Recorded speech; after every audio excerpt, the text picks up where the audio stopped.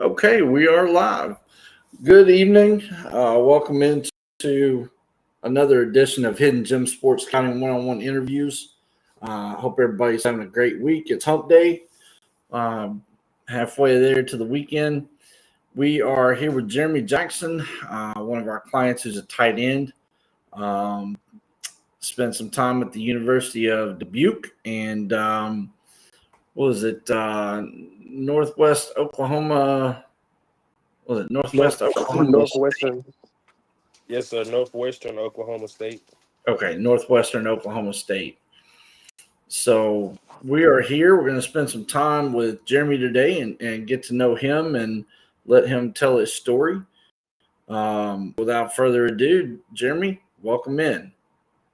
Thank you. I'm glad to be here. Happy to be a part of the team and happy to have you guys on my side for some help.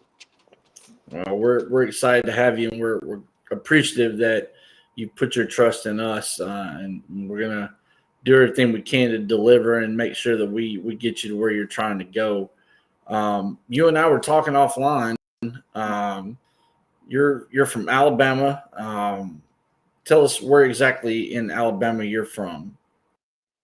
All righty. I'm from a small town in Alabama called Demopolis. It's like 45, 50 minutes from the University of Alabama. Where I sit at is actually kind of strange. I'm like 3 hours from New Orleans, 3 hours from Atlanta, and like 20 minutes from like a close city in Mississippi. So we're not too bad where we sit, but it's a real small town. Everybody knows everyone. All right. With Alabama, being from the state of Tennessee, so you're down there in Tuscaloosa, close to Tuscaloosa, there in Alabama country. So, what do you think about the whole Coach DeBoer situation there with the Crimson Tide? I feel like I'm a diehard Bama fan. I feel like everybody is just really has too many high expectations for him. Like they're expecting him to come in and be Nick Saban, and he's not Nick Saban. Like last year was his first year. They expected him to take us to the national championship. That wasn't gonna happen. I feel like this year he has a better chance. Even though we lost to Florida State the first game, I feel like that was what he needed to bounce back and get the show on the road. And I feel like it's gonna be Bama and Ohio State in the national championship. That's my opinion. But there's been talk of a lack of control. A lot of culture and disciplinary problems with players as far as not going to class, not being on time at meetings, not doing the little things that Nick Saban preached so much. And they talk about DeBoer being more of a player's coach, not so much of a disciplinarian, structured type coach, similar to Nick Saban. Do you feel like after that Florida State beat down, do you feel like that was kind of a wake-up call for the Tide? Like, hey, we got to quit playing around. We got to start locking in and doing what we're supposed to be doing? Or for sure.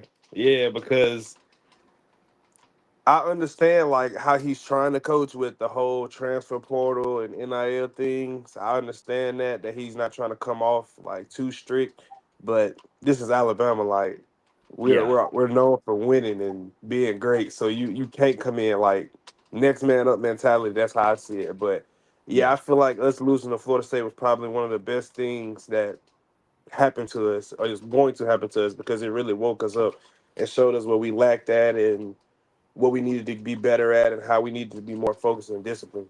So I don't see that as a bad thing. I've been telling everybody like we all right, we're gonna bounce back. It's just the first game. We'll see them again if we get the opportunity in the playoffs. So I feel like this is what we really needed. We came in that game too cocky. Like we were just gonna come in and blow them out, and they came prepared and they showed. They're teams all across the country that they get kind of complacent with winning, and they think that programs are going to fear their logo or their helmet color or the name on the jersey, and they think that those teams are just going to roll over, and let them win, and Nah, that's that's not not the the case case anymore. anymore. Yeah, Because exactly. you know, I feel like the transfer portal in NIL has really made it like not a even playing ground, but like Yeah. it gives a lot of those players that were sitting on the bench at like a Alabama or Tennessee or Texas or Kentucky that were Hmm. sitting there, they can go to a different school and get that chance to play and build a pretty good team to beat a Power Five team. Like I feel like that changed a lot of the landscape in college football. So I'm Oh, happy. yep, I'm happy for absolutely. them, and I'm happy that they're getting their pay and what their pay, what their worth is. But I love it because it's making college football more interesting. Like a couple Yeah. weeks ago, I want to say Troy and Clemson was playing. Usually back in the day, Clemson would just blow the doors off Troy. Yep. They had a tough matchup with Troy, so that was like like I'm liking that. It's more intense football. It keeps you on the edge of your seat. You don't know who can win one week and who can be knocked off the next week. So I like that about it. Absolutely. I totally agree with your assessment. Um, you look at Vanderbilt, for example.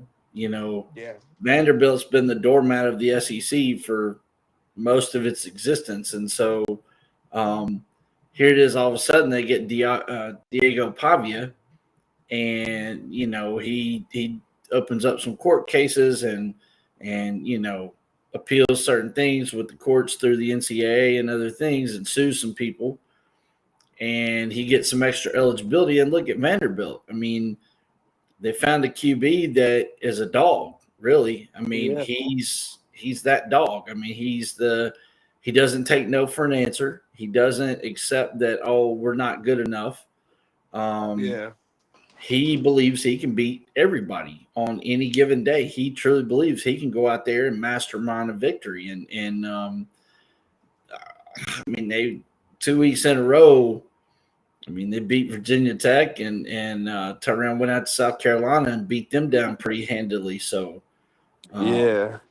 That's part of the game. Like that's changing things around because they sure was the doormat of the SEC. Like everybody used to beat them, and now they're shocking everybody. And I just want to see how they finish out the season and what they're going to do toward the end of the season. Like if they can make a playoff run and keep this going, or is it just luck? So that's what I yeah. want to see. I've watched the Virginia Tech game. I saw some of the South Carolina game. Vanderbilt was a lot more physical than they have been in the past. Yeah. They physically whipped Virginia Tech and they physically whipped South Carolina. I mean, they put their starting quarterback out of the ball game. I mean, that's not the typical Vanderbilt. Like they were knocking heads with people. Um, Yeah. and Diego, I mean, he's just Diego. He does his thing and they score points. And so I agree with you. NIL and the transfer portal has definitely changed the landscape of college football. It's not so easy just to beat people now, and there's teams that are getting more opportunities to land players. Um, I think in a way, over the last 10, 15, 20 years, and I'm sure you play college ball, you see guys that choose schools because of logos or uniforms or stadiums or mascot or whatever it may be. Yeah. It's really not where they fit, and they spend a year or two and they don't play, and they're angry because they don't get no playing time, and then they transfer, and maybe they transfer from a FBS to a FCS or a D2, and they become highly successful. I Mm-hmm. think I think NIL and transfer portal in a way has kind of manually reinforced that whole thought process that scouts and coaches and people try to mentor players on, that don't just go to a school because of the uniform colors or the mascot or the logo or the stadium size. Go where you actually fit, where they have the academic program you want, where their offense or defense fits your skill set and your abilities and what you've done, and I think it's kind of manually made players kind of revisit that thought process, and they are getting that chance to move around and find a better fit for them. Um, at the same time, I think it's also opened Pandora's box. Um, you got guys that are more concerned about money than they are actually playing and producing and building their resume. And then they wonder Yeah. when their college career is over why they're not getting drafted and why they don't have professional opportunities because you were too focused on the money and not building your resume. You Yeah.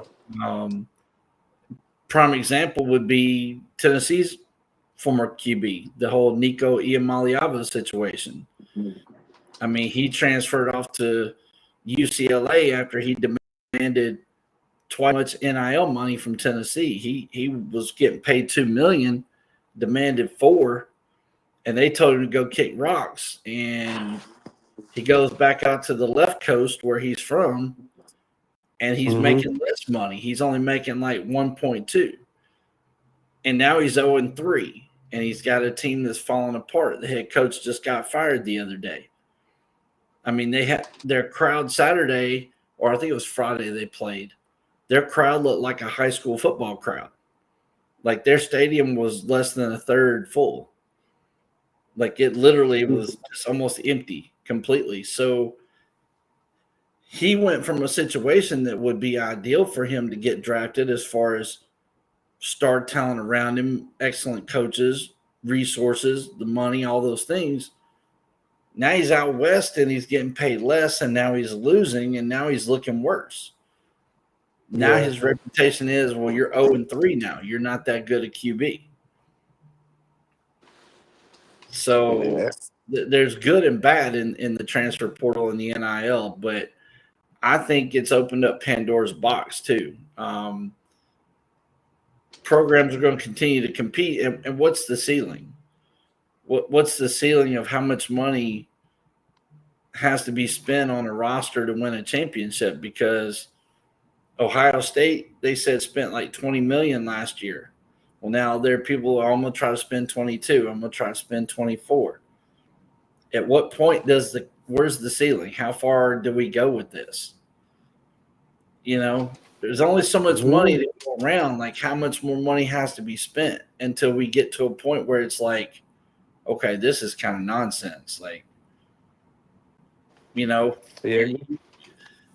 You think the NIL collectives and the boosters and people would be like, look, I've only got so much money. You're breaking the freaking bank here. Like, we gotta put some common sense to this, So yeah, I think there's good and bad in it, truthfully.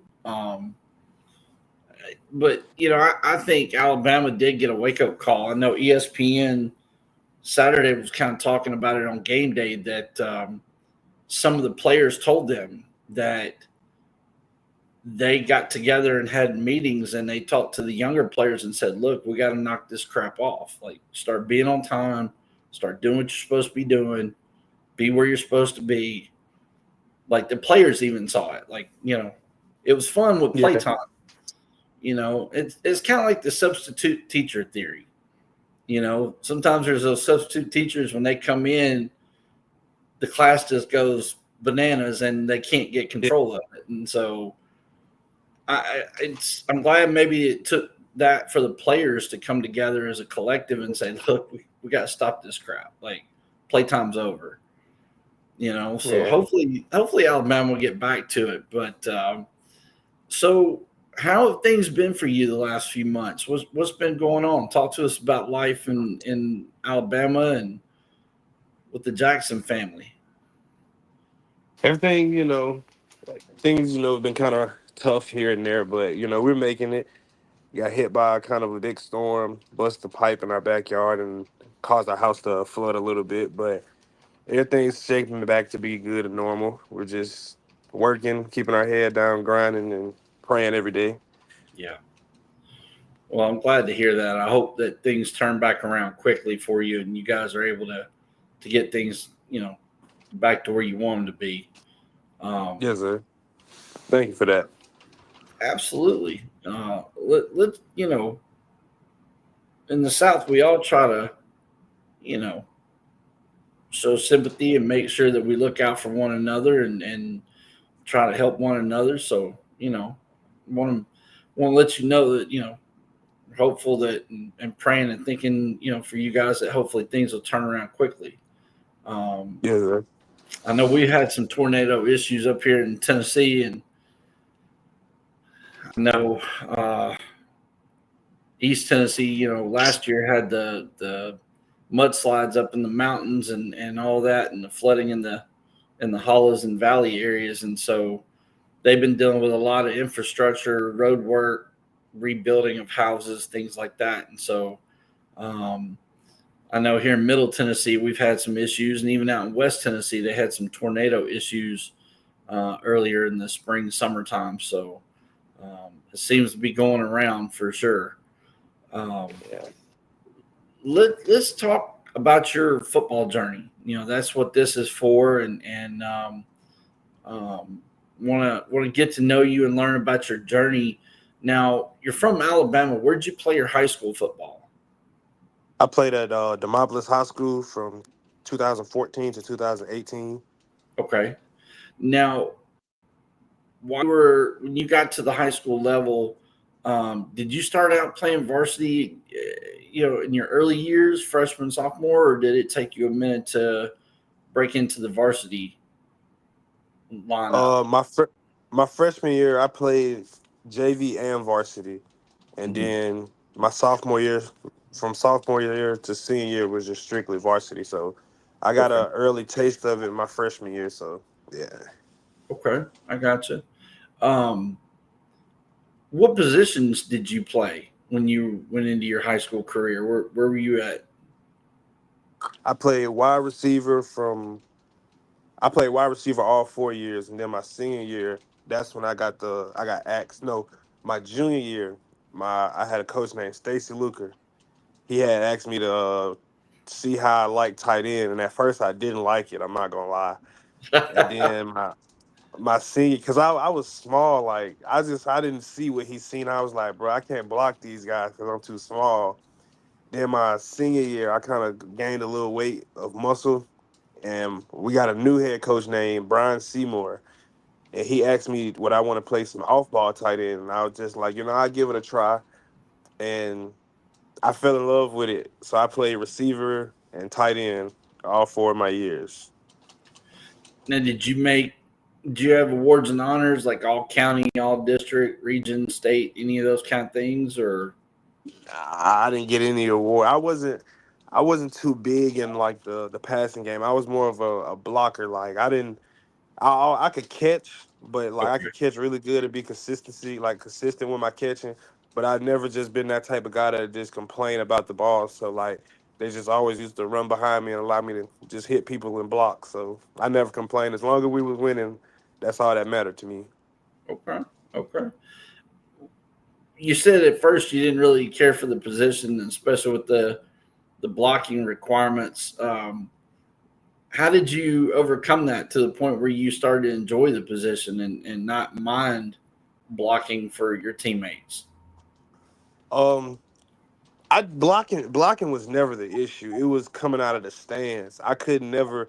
I used to always stop my feet coming out of my 3 point stands. Okay, So once they moved me to like the H back, the off ball tight end, it was more easier for me to keep my feet moving and stuff like that because really, I never really had to block from a 3 point stand. So that was something I had to get used to and learn.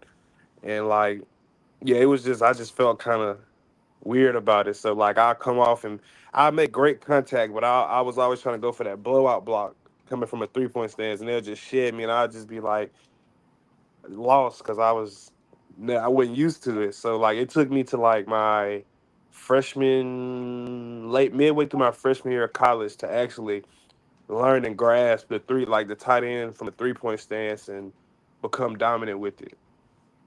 so you started to kind of grow into a full time H back position. Yeah. Yes, sir.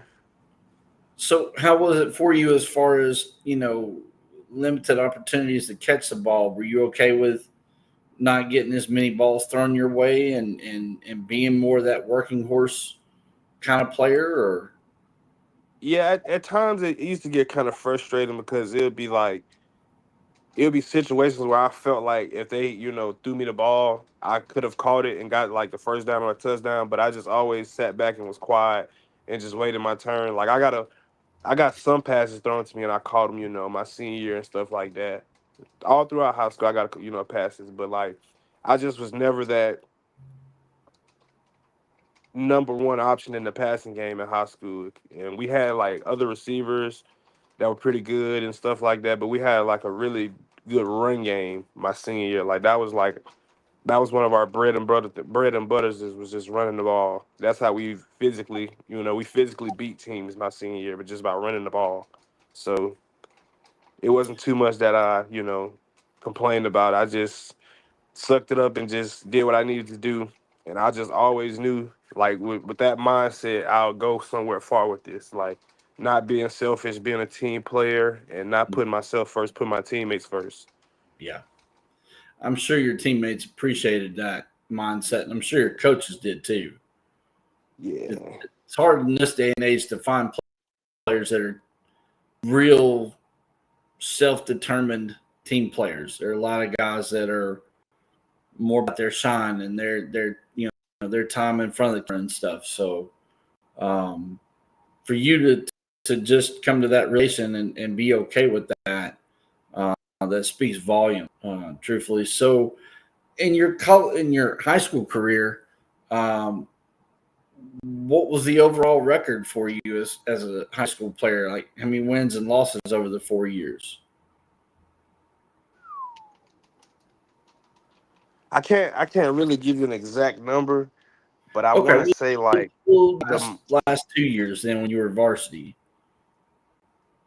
mm,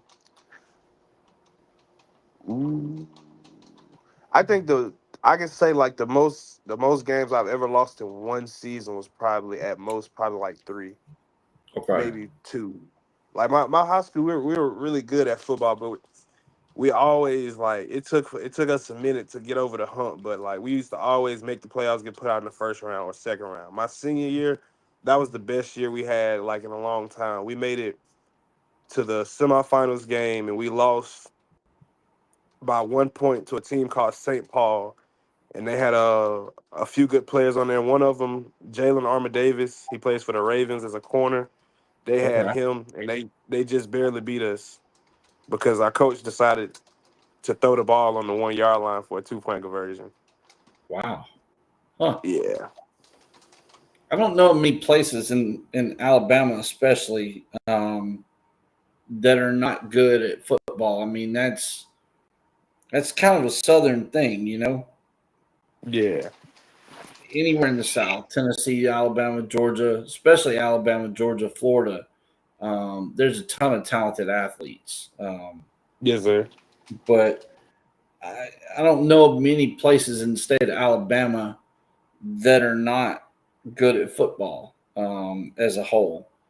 Um, so now coming out of high school, um, how was recruitment for you?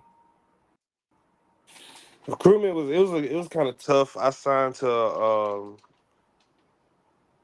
did like a semester at a prep school, Okay, and then I went to the University of Dubuque. So yeah, I didn't have too many schools reaching out and talking to me, not that I know of. But I think I had like one or two offers, and I went to a prep school, and then that's when I went to the University of Dubuque after that to get my GPA up and stuff. did they find you at the prep school, or how did they know about you? Um, yeah, they just found me because it was just one day I was just laying in bed, and one of the coaches followed me on Twitter, and I thought it was a scam at first, so like I didn't pay it no mind. And then he I think he unsent the friend request and sent it back again like 2 days later. And then I allowed him to follow me and I followed him back and then we just started talking and stuff. And then he called me on the phone. We had a great conversation and he was just like he wanted to talk to my head coach and see how I was as a player. And then the next day he offered me, so I just signed to them and went to Lafayette, Louisiana, and played for them for a little bit. And then after that, I went to the University of Dubuque, and that's how it all happened. So, talk about your time at Dubuque. How was that? Time at Dubuque, it was pretty good. I felt like as a football player, I learned a lot. I had some pretty good coaches there. Miles Hookstead was the receiver coach there. I had the chance to learn a lot from him. My offensive line coach my freshman year was Dan Clark, which is Dallas Clark's brother, Okay. and I learned a lot from him. I got the opportunity to meet Dallas Clark. He played for the Indianapolis Colts with Peyton Manning. He was a tight end. Yep. Yep. Um, I felt like me and him have an amazing bond. I still try to reach out to him here and there, see how him and his family's doing, and some of my old teammates and stuff. We still have a great bond. While I was at Dubuque, my freshman year, I got a little bit of playing time. I think I played in like 6 out of 10 games or 7 out of 10 games. I traveled every week. At first, though, let me go back. Let me go back. When I first got to Dubuque, I had missed the whole fall camp because of an insurance issue. I had got the wrong insurance or something like that. Okay. So they told me I wasn't gonna make the travel squad at first. And it was like 3 days before the first game I got to practice, and it kind of pissed me off. I'm not gonna lie, because me and the coach had talked and everything. He was just like he had a bright future for me. He's seen a lot of playing time for me, and then that happened. So like it kind of lit a fire under me. And in those 3 days, he told me I was gonna be on scout team. I played every scout team for 3 days and bust my ass, and I made the travel squad just off those 3 days. Wow. And just going out there hustling, hitting people as hard as I could. Just every scout team I was on, I got my name called for something positive, and just going out there hustling, grinding. So freshman year didn't really play. I played in some games. Got to learn from some of the older tight ends and to better myself. Carletti, I don't want to say his name wrong, but he's a Samoan guy. Carletti Faamatui and Wow. Adam. He was another tight end, Adam, and then my other buddy, Cullen Brooks. So I had the opportunity to learn a lot from them. My tight ends coach at the time was Connor Feckley, and our offensive line coach was Dan Clark. So I was able to really learn and grow as a tight end. And that was in 2019. And then 2020 came around, and I felt like that was gonna be my breakout year, but Okay. COVID happened. Yep. So I didn't really, I just took that time to better myself mentally, learn more about the game, worked hard, like worked on my blocking, my stances, my starts, my routes, my hands. I had a that spring semester, I had a really, really great spring. I had came in better shape physically and mentally. That was like my best year. And then 2021 rolled around, and I started that year. That was my on the field, that was my sophomore year, but in the classroom, that was my junior year. I caught like a few passes. I want to say like 3 or 4. I want to say blocked really good, but I was injured that year, so I played that whole year with a torn cartilage and a chipped kneecap. But Ouch. I played through that whole year with my knee injured. So that year for me. I felt like it was a decent year for me because I was battling a few injuries as well, Yeah. but you know, just being out there, being able to play and experience that was a great experience for me. But 2021 was my last semester there because I had a financial aid issue, and I tried to transfer to Northwestern Oklahoma State Division II school. Got there, did the whole fall camp, and I want to say like the week of the first game. No, it was the week of the first game. It was actually like the day before the first game. I got a call saying I couldn't go there anymore because I had a financial aid issue. I didn't get my transcript from the University of Dubuque, but I had like when I was at Northwestern, that was probably a pretty good year for me as well because I had just came back because in 2022 I had knee surgery, but it was healed up and everything. I wanted to see how well I moved and stuff, and I felt like I moved pretty good. I felt faster. I felt quicker. So other than that, that was just the only thing that stopped me from really playing was my transcripts. I couldn't get my transcripts from the University of Dubuque. Yeah, Then they had you on a financial hold. yeah. So after that, I just came back home, started working, and just kept hitting the gym, working out, waiting for opportunity. Got the opportunity to play in Mexico for a little bit, have fun out there, met some great people, learned their culture a little bit more, and just being over there. It's me being over there and then hearing about Mexico in the United States is not like people make it out to be. It's not at all. It's an amazing country over there, in my opinion. Yeah. Well, I know of some things that maybe you don't know pertaining to the LFA and the teams, and that's we can talk about that offline. I think I know what you're It, talking about, but the quality of football, the football part of it is good. Yes, absolutely. There's some really good coaches. There's good quality talent on the field. So yeah, the football part is yeah, good. There's some other things off the field that we'll leave that for an offline discussion. yeah. Um, Now, when were you in Mexico? What year? 2023, 2023. Now, who'd you play with down there? What team? the Dinos, The Saltillo. Dinos. Okay. Did you get any game film out of that, or I didn't get too much game field because it was a issue, not a bad issue on my part, but like Mhm. something came up with the team. So I got you. fun wise, it just made me Yeah, come back home. I got you. I understand. Um, so you're on a financial hold. Northwestern Oklahoma State didn't really work out. Um, you had surgery, what, to repair your knee, the Yes, sir. kneecap? Okay. Yes, sir. Now you've been completely cleared since that surgery by trainers and doctors to Yes, return to sir. full football status. Yeah, I got cleared before I went to Northwestern Oklahoma State. Gotcha. Gotcha. That's what I was getting at. So you had a chance to go down to Mexico and the LFA. What have you been doing football wise since 23?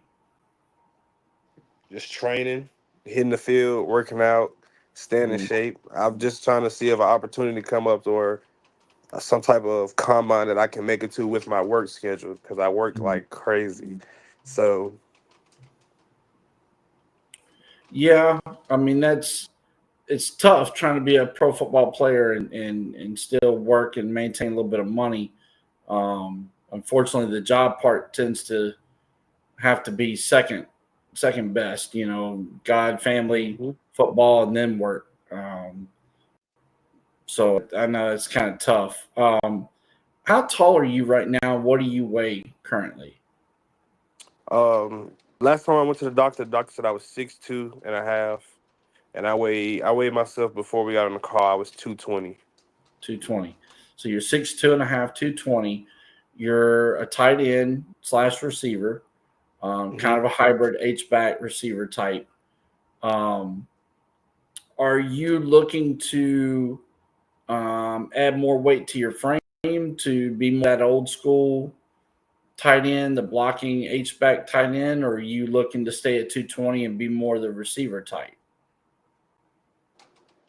I mean, it does whatever the team really needs, to be honest, because I feel like me personally, like if I got up like to like 230, Hmm. I'll be fine because I feel like when I'm 240, like I'm really heavy.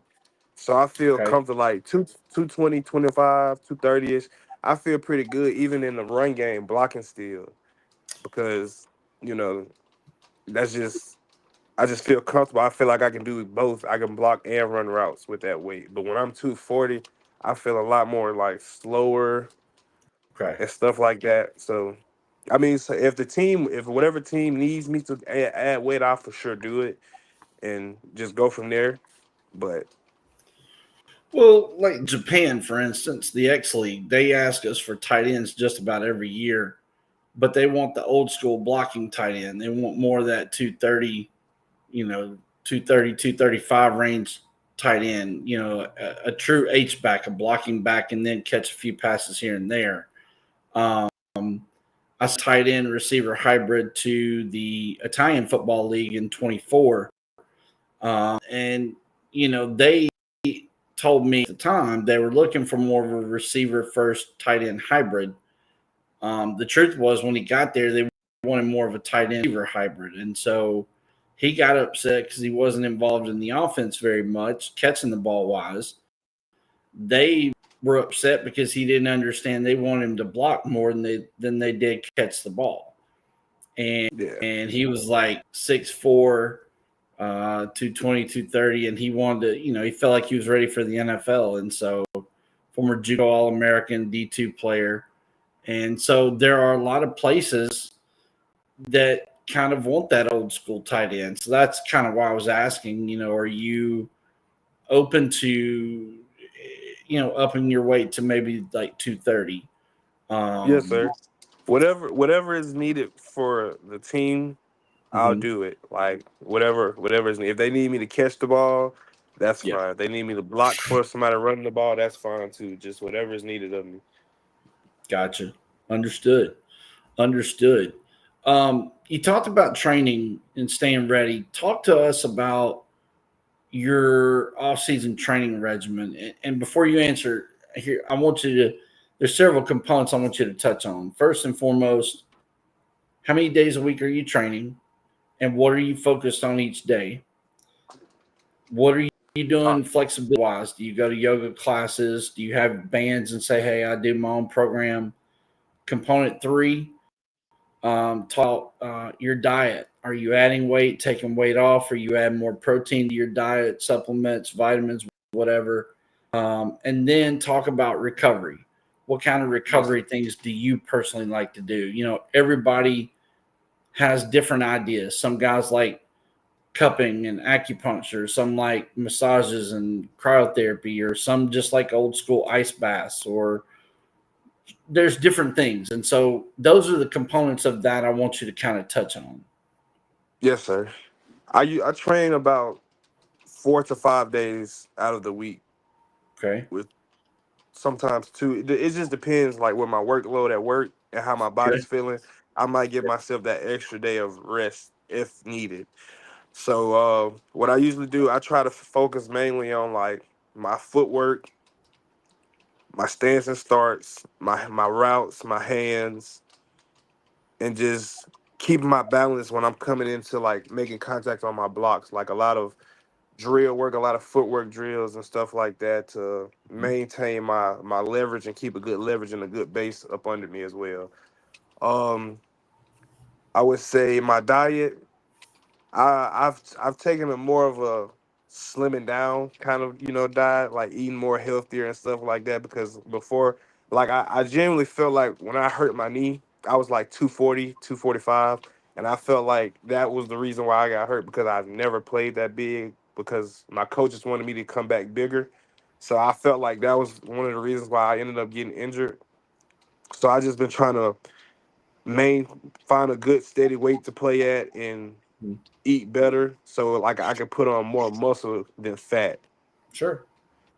So when it comes to like recovery, I would say a lot of stretching and ice baths because in Demopolis we don't have some of those top notch places that I can go to get the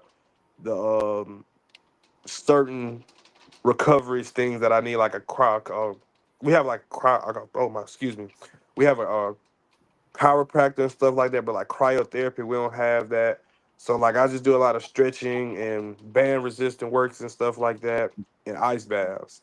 Just back to the old school days, like what I'm used to and Sure. stuff.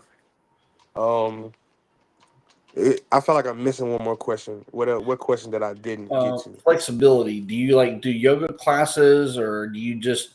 Some guys will say, "Hey, I got my bands. I do my own program." Some people say, "No, I believe in yoga and I do yoga 2 or 3 days a week or whatever." Yes. I first I was mainly working with the bands, but like I've been trying to find and figure out like good yoga classes to take because we have a yoga class down here, but I'm just trying to make sure I can align it with my work schedule and be consistently going with it. Sure, sure. Um, you know, are you working with position trainers? Do you have a position trainer to work with for fundamentals and technique type stuff, or are you trying to handle all your stuff on your own? I'm just in the situation I'm in right now, I'm just handling it on my own. Like I'll just see like certain position trainers, like it's because it's a lot of stuff that you can see on like social media and just learn from it and try to incorporate it into like what I'm doing. So like I'll Mhm. follow like certain trainers like it's a place in Tuscaloosa called the Lab. They train a lot of good like great players. I'll follow Mhm. their social medias and see what I can take from what they're doing to help myself, or I'll follow like good tight ends that I like to watch, and I'll see what they do when they're not in season or when they're not playing, and help themselves get better. And I just steal little bits and pieces from everybody and try to incorporate it in ways so I can help myself. Sure, absolutely.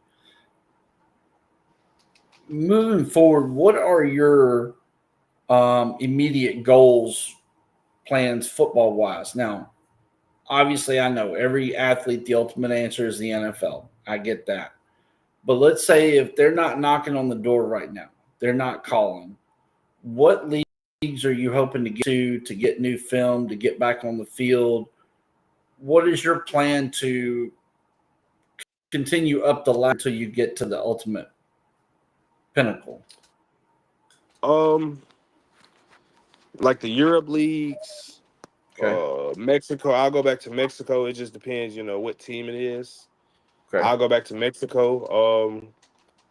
Just any to be honest, any league for real that'll give me that opportunity to get that film, because I know like the NFL isn't promised, no matter how good of a player you are. But me, like everybody says, like their goal is to make it to the NFL. I'll be lying to you if I said I wouldn't want to make it to the NFL, because I would. But me, I'm realistic. If the NFL doesn't work, I'm fine with playing in like the CFL or the UFL, just something stable so I can make a decent career out of it. You get what I'm saying? Like Right. something I can have a long-term career in and not just be one and done, two and done. Like a league that I can just go and just find a home and just ball. Just think like, if the NFL doesn't call, like I'm cool with just staying in if the CFL calls, staying there for a few years, UFL calls, staying there for a few years, making a life, making Mhm. a way out of that. I gotcha. I understand. Um, the European circuit, one of the big things with American imports is they like to find guys who are willing to coach or who have coached already and are open to coaching while being a player at the same time. Yes, It's sir. been, we've had several clients over the years that we sent to different countries, Sweden, Denmark, Germany, um, and even Romania, where we've had clients that have been coaches as well as players. Um, and they get coaching contracts and they get player contracts. Are you open to coaching if you get an opportunity to play in the European circuit? Yes, sir. I coach the youth football league here in my hometown, so I Really? love it. Like just being around the game. I coached last year. I coached with 11 and 12. This year, I'm coaching with the 5 and 6, and we're currently 2-0, and we have a game Okay. this Saturday. Okay. What have And you that's what has drawn you to coaching? What do you find rewarding or what do you find enjoyable about coaching? just giving the knowledge that I know about the game to the youth or just other players, helping them reach their max potential and just seeing them having fun while also learning to become better players.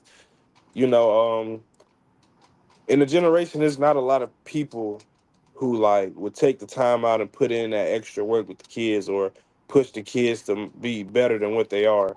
Sure. So that's just me. I like to, see people achieve their goals and push them to be better than they were yesterday. Hmm. And it's just enjoyment to me. Like I'm coaching this year. I coached last year for free. I'm not getting a dime.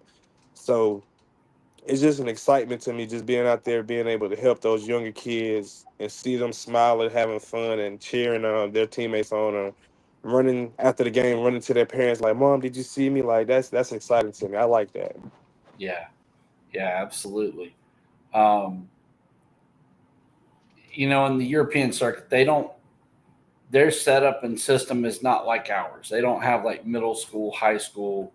They do the soccer system, the club system, the whole Yes, U. So they might have U19, which means under 19 years old. They may have U17, 17 and under, U15, 15 and under, whatever the stages are.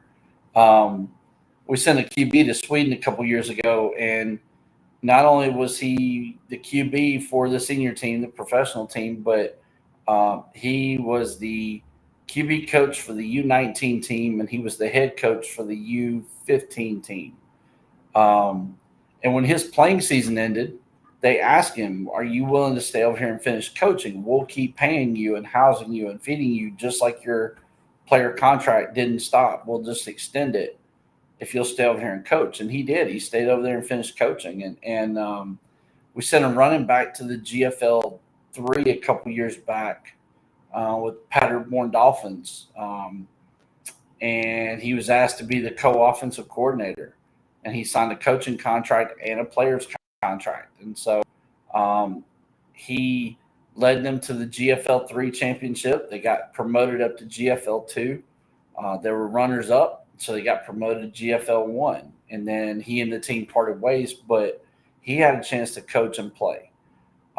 We sent a DB from the University of Hawaii over to Denmark a few years ago. He contacted me wanting to go overseas. He had already played professional indoor ball and wanted to go overseas. And I was able to get him into the Danish National League in Denmark. Um, they asked him to be the defensive coordinator on top of being a corner, a receiver, and a kick returner. Now, he had already coached Division three ball. He had coached high school ball. He had already run his own private training business, training defensive backs over on the West Coast side, like in Washington State. And so um, he was on the field as a corner, but he was also the defensive coordinator in the huddle.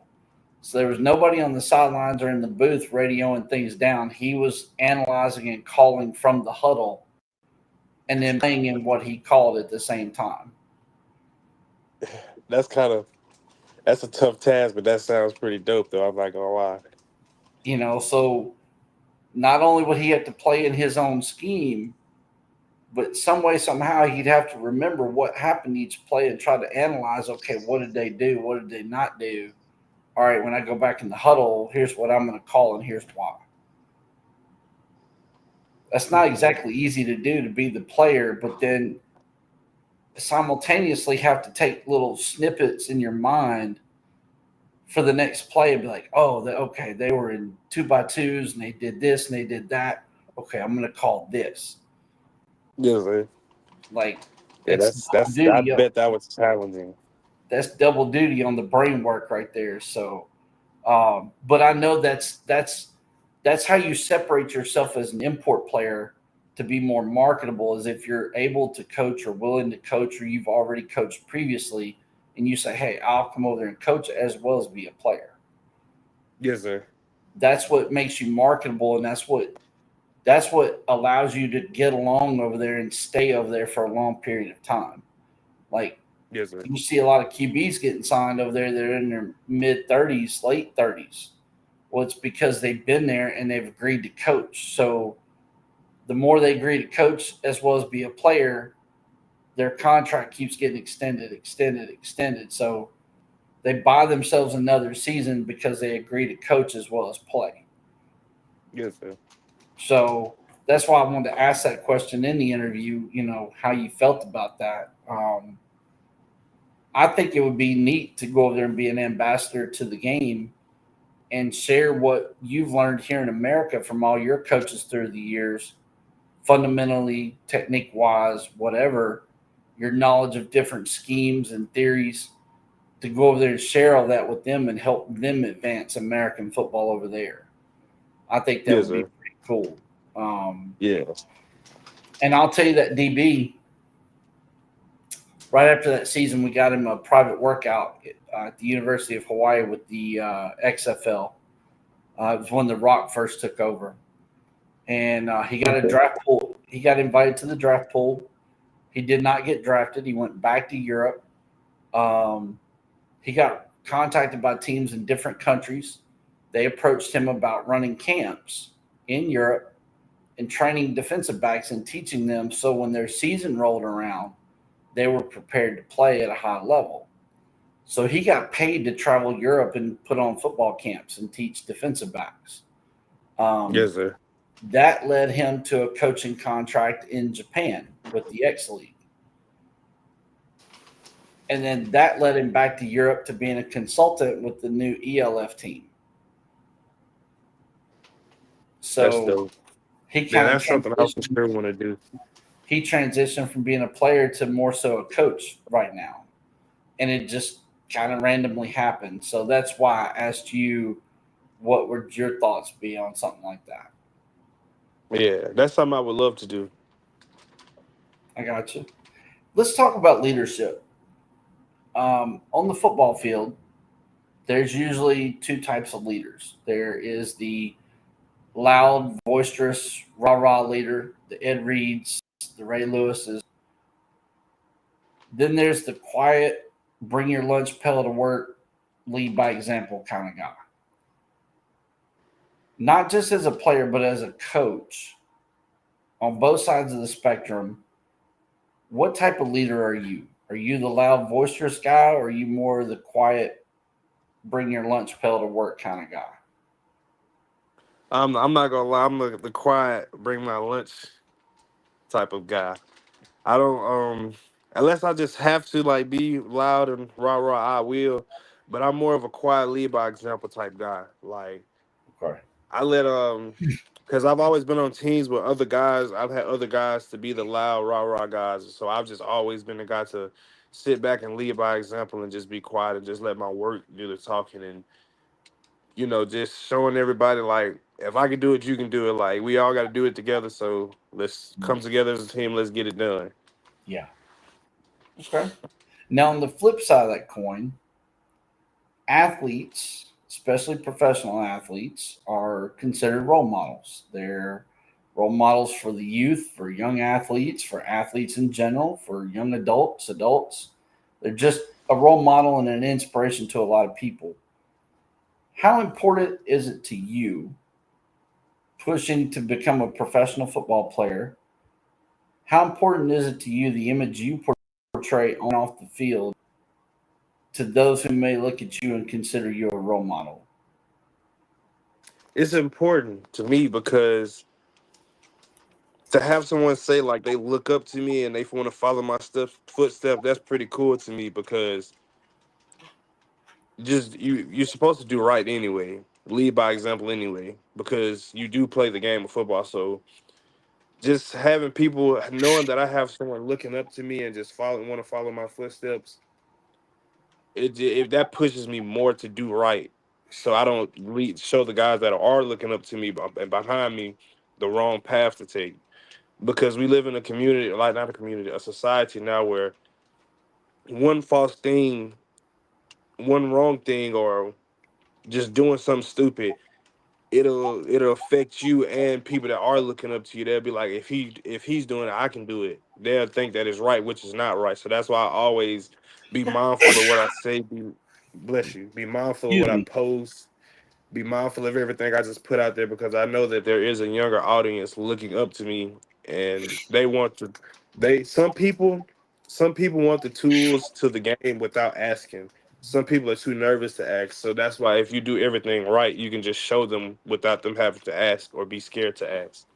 That's Sure. how I look at it. I mean, it's not just other athletes, but even just as a fan base, Yeah. um, even the front office people or the trainers, doctors, they tend to look up to athletes too. And so, um, I mean, it's a whole pool of people that, that are lumped into that audience. And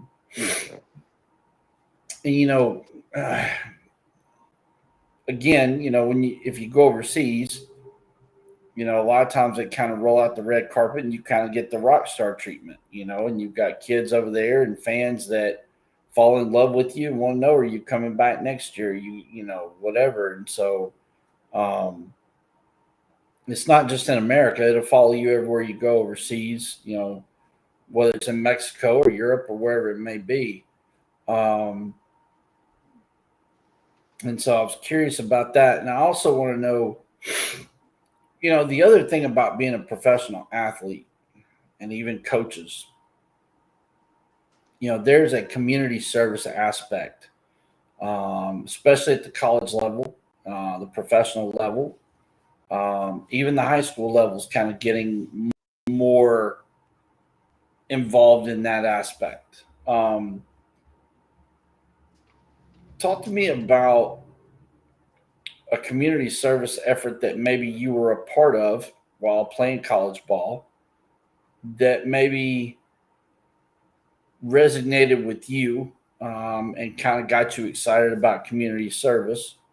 And then on the flip side of that, talk about as you progress and aspire to become a professional football player, what is something that you've identified, whether you saw it on TV, on social media, you heard it on the radio, read about it in a book, a magazine, maybe somebody just told you about it. Um, Talk about something you've identified community service wise that you want to become involved in, and hope to leave your mark on in the years to come. Is there one community service project I did when I was in college that I still talk about it to this day every chance I get was um they had this like a special needs Olympics that Okay. my school had hosted, and it was real fun to me. Like the whole school came out, and the football players, we were more involved with it, like setting up everything, talking to the people that was going to be in the Olympics, and spent time with them.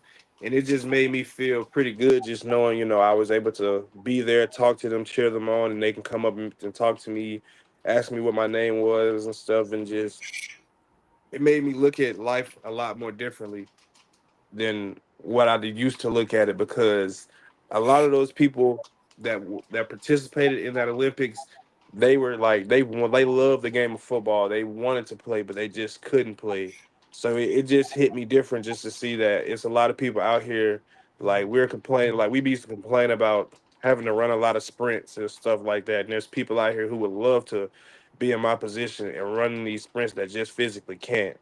Yeah. So that just it opened my eyes. And I always said, like, if I ever was able to like do more in the like community service aspect and help out, I would for sure do that, like doing events for like the youth, or doing back to school drives, and just helping my community or whatever community I am in that I can help give back, just help them be more productive and have more than what they had, or just learning the game more, or just being able to show them like, hey, I'm human just like you are, like you can just come to this area and just come kick and talk to me.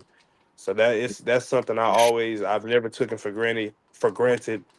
Every time I've been offered a community service opportunity, whether it's to host like a 5K run, or go sign something, or just go show up to an event, I've always accepted it. I've never turned it down. I never will turn it down, because of the simple fact of a lot of people look up to you and want that opportunity to meet you. So why not just give them that opportunity?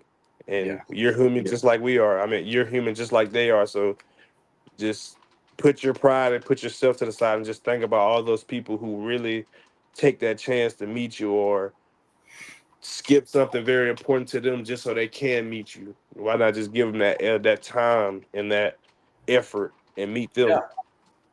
Well, some of those, some fans or whatever may be dealing with a serious medical issue, and you don't Yep. know, you may not realize, but meeting you, maybe getting an autograph or a picture that might make their day and put a smile on their face. And it may be the first time they've smiled in weeks or days or months or, Yeah, because you never whatever. know what a person's going through.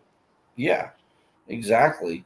Um, how important is it to you to be involved in community service and giving back to whether it's your hometown or, like you said, if you're playing ball and you're in this city or that state or this country, giving some back, some way giving back community service wise.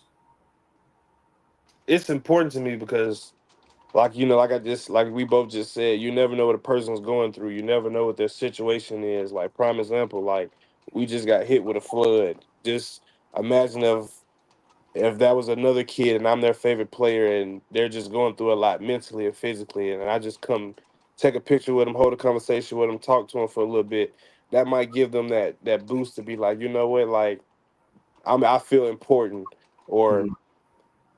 that conversation really got me through the week, or it just motivated me to get up and go harder. So it's very important to me, and it's something that I take very, very seriously because you never know what a person's going through, and you never know how life changing that one photo or that one conversation with that person can change their life and perspective. You just never know.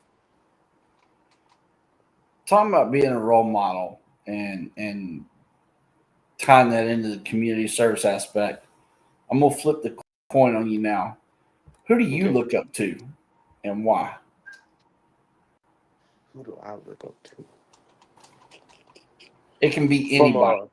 It can be anybody, a teammate, a former childhood friend, a doctor, a counselor, professor, teacher, parent, cousin, neighbor on the street, somebody you just passed walking down the road that maybe stopped and shared some advice with you and it stuck with you all these. It could be anybody. I'll say I have two. I have two. Okay. The main person I look up to and cherish the most is my mom, Okay. because it was just always me, her, and my brother, and she has always made a way and just always made things easier for us. Like no matter how tired, no matter how sick she was, she's always put her best foot forward and worked. Like she is one of the hardest working women I've ever met in my life, and the love that she shows and the motivational speeches that she's always talked to me about, like it's been times where I wanted to give up on football, and she just told me like not to give up. Something's gonna come, and something has came. Like she's always just very caring and loving. Gives me the best motivational speeches I've ever heard in my life, from between coaches, players, any of that. So that I'll say she's my number one, and my the second person I say is my uncle. He introduced me to the game of football. He's always, he's been real honest with me, whether it's good or bad. He's never sugarcoated anything with me. He's never tried to make me feel better. He's always been honest. And Mm. that's all I ask for, is people to be honest with me. And he's also a hard worker. He also loves the game of football. And it's just, those two people just hold a real monumental place in my heart. And those are the two people I look up to because of how hard they work and the sacrifices they make and just being better every day.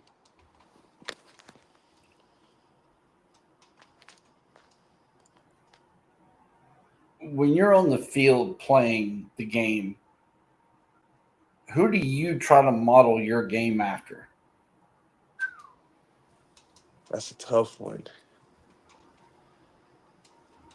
If I had to say a player, I say I try to model my game after. When Oh, you play a game and you hit the field, you tell yourself in your head, I'm gonna try to do things like so and so. I'm gonna try to catch the ball like that guy. I'm gonna try to block the way he blocks. I'm gonna try to get yards after the catch the way that guy does. Like who is it that you try to model your game after? that's a tough question because I look at a few players, but I would probably say like probably George Kittle.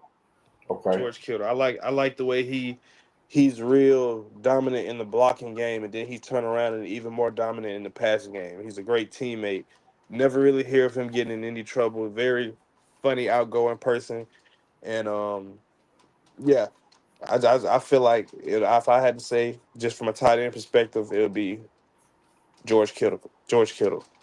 Okay.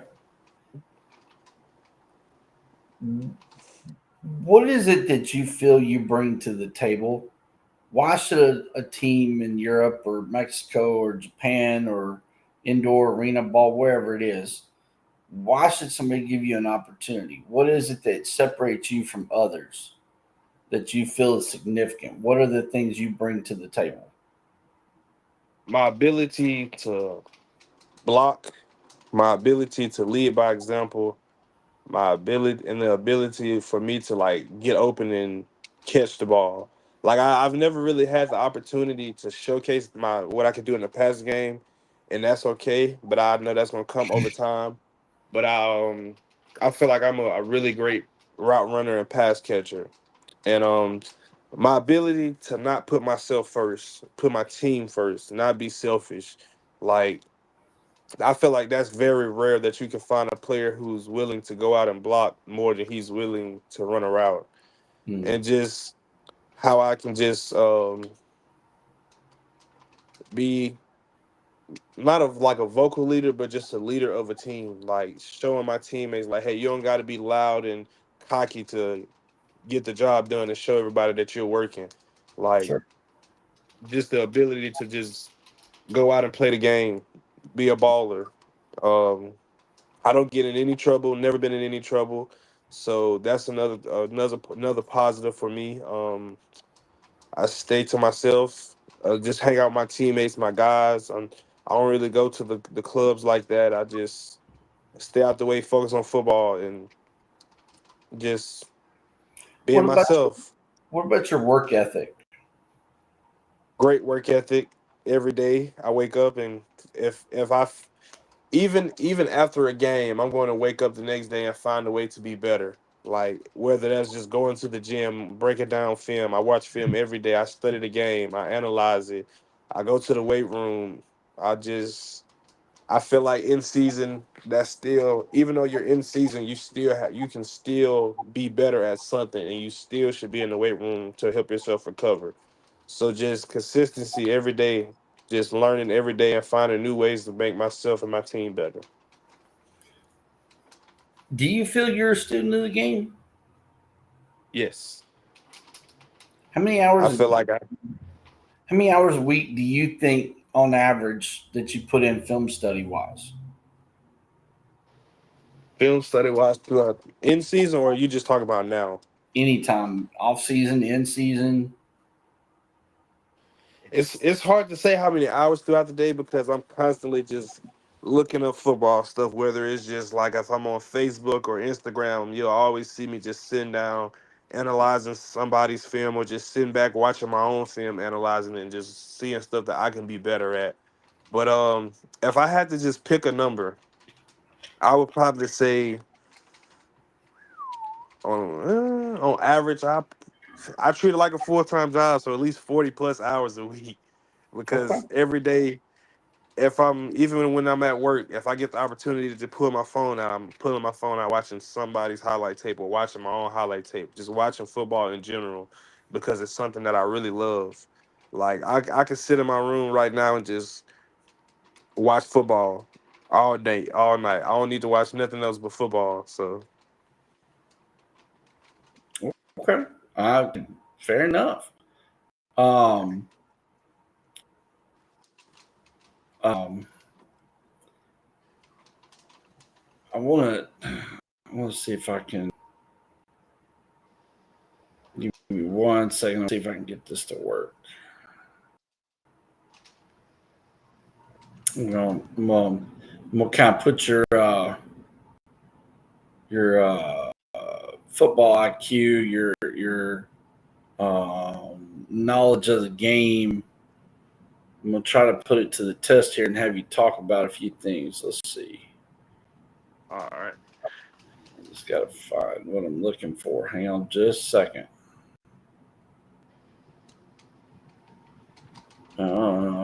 There it is. Okay. Let's see if we can get this to. to work.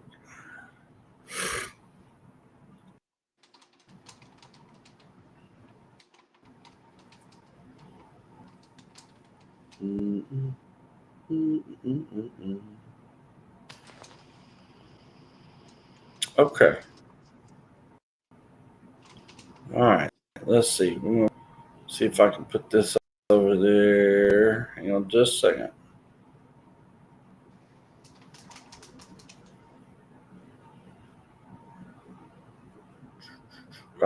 Here we go. Here we go. Okay. So here we are with your film. Talk a little bit about this film here. Tell everybody what they're seeing. A lot of boots, a lot of play action boots, a lot of rollouts, a lot of 5-and-outs, a lot of back blocks, a lot of option routes, a lot of like low option, high option routes. They're Is this just practice at just Dubuque or yeah. Some of is it's this practice fit. Well, go say that ahead. again, sir. Some of it's No, go practice ahead. film. I couldn't really get a hold of all the game film when I left, but Okay. yeah, I just tried to find plays of me like running routes that are tight end and run and just showcasing my ability when they split me out wide a little bit and just showing what I can do. Just when I get to the second level releases and one-on-one matchups like safety matchups, linebacker matchups and everything like that, just showing how I can just use my body on the smaller guys and use my quickness on the bigger guys. Talk about this first play right here. Walk everybody through this. So this is a play action boot roll out to the right. I'll just slip in between the defensive end, or if he squeezes the line, I'll come across his face. But that play, he shot upfield, so I just scores right behind him and just got my eyes back to the quarterback because I know that if I didn't, he would have a chance to sack the quarterback. So I just give my quarterback an option to get that ball out of his hands quick so he doesn't take a huge hit. So what about this one here? Talk about this one. This play is just the inside zone. Oh, it's still going. It was that second play was just the inside zone, and they wanted me to kick out the defensive end. So as soon as he broke down and tried to read the play, I just went ahead and just took him on out the play. Okay, so not this play. This is the boot. Yep. So this right here, Yeah. Soon as inside he breaks zone. down and right there and tried to read it, I just go and take him out the play and give my running back a lane to bounce it back. This Now play right what? here, Yeah, this game clip. What is this? this is just a that was just a quick out. It was like 4th and 3, and we needed to get the first down. So I just went ahead and ran the route and got the first down. Okay. I seen that they had a safety. He was kind of playing off on me, so I just got my head around quick so I can at least go ahead and get that first down for us. All right. What about this one here?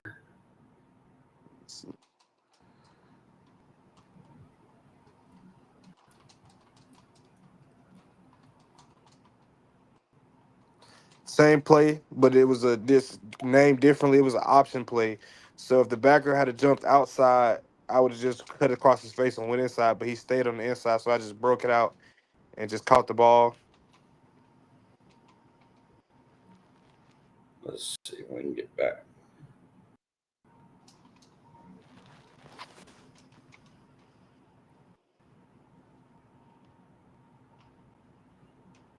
I want to touch on a couple others, give you a chance to just kind of talk to us about your film and kind of display your football knowledge and explain what's going on and why, like you're doing already. Um, Yes, sir.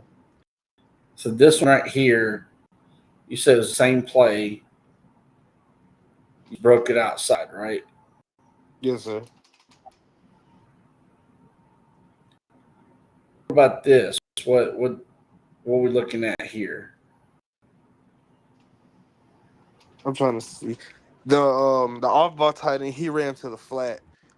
So they had him run to the flat to bring that corner outside. That play is designed to come to me to if that corner sat, they was gonna hit the other tight end out on the flat. But if since he shot out, they hit me on the 5 and out, and that was another fourth down conversion that we needed to get in a pretty big game that we ended up losing. Right here. Yeah,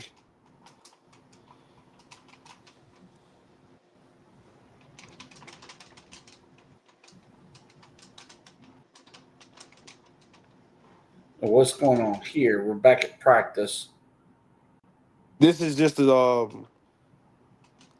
three vertical play. I want to say it was three verts, and they just had me run across the seam to the opposite seam on a vert, and I just wanted to showcase my speed and ability on the deep ball. This one is just, I want to say, I think this one is a slot fade Let's see. during a 7-on-7 period just to showcase my speed and how I judge the ball. I backed it up just a little bit. All right, so this one here, fourth down conversion. Hmm.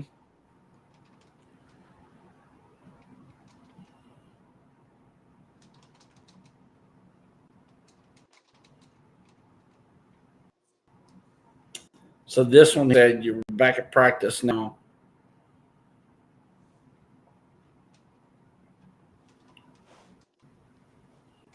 Well, for some reason it's transitioned through this pretty quickly without showing. Yeah.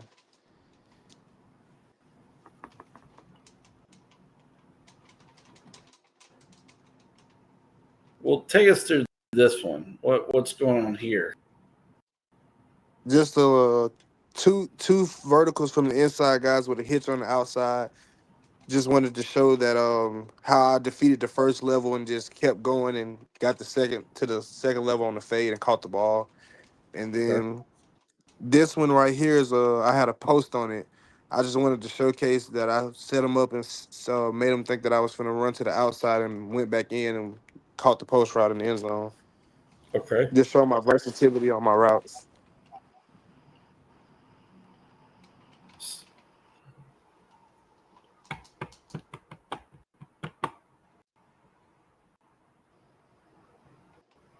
It's transitioning pretty quick here. There we go. Remove stream. Okay. Oh, nope. Hang on. There we go. I took too many Wow. off. Okay. You Um, good.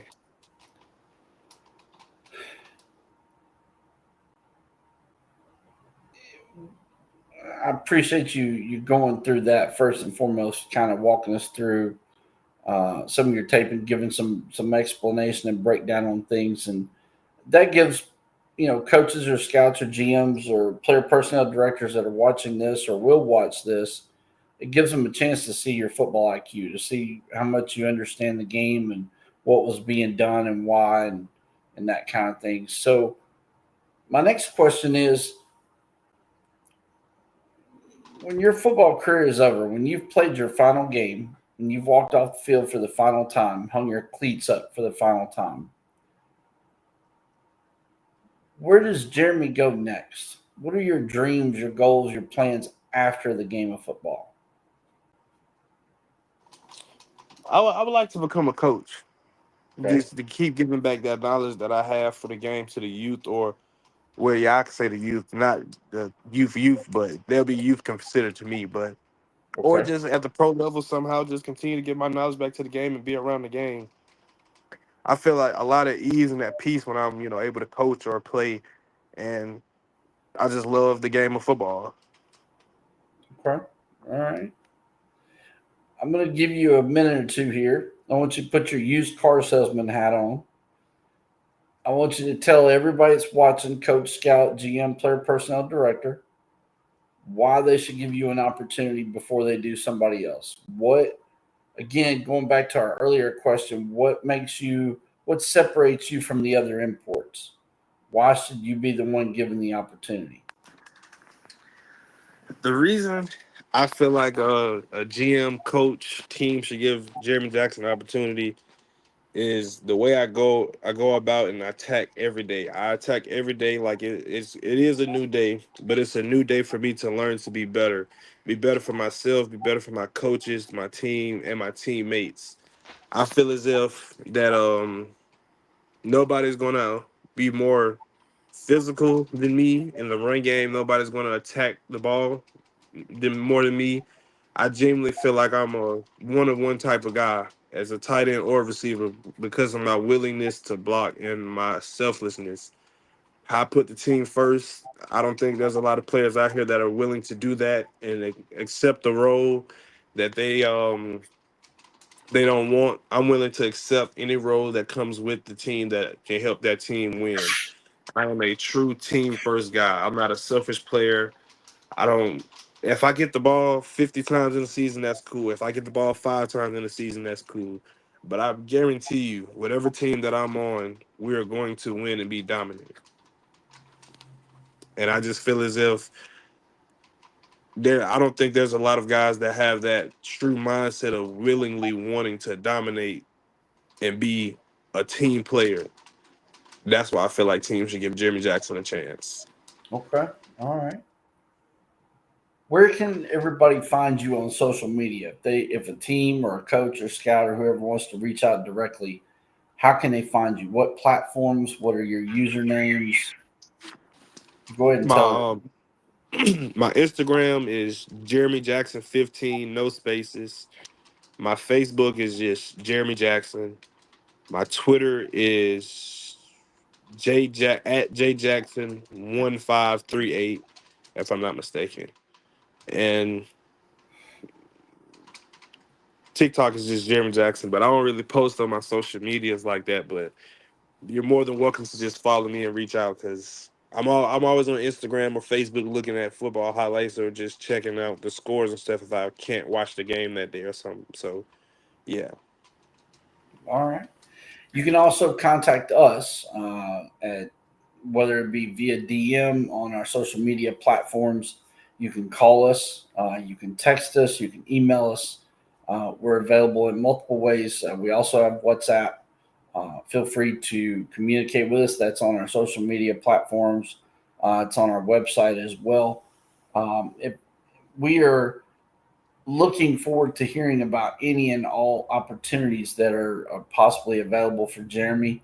Um, we believe that he would be an amazing addition to a locker room, to a roster. His ability already, proven ability to coach, would be a huge plus team in Europe.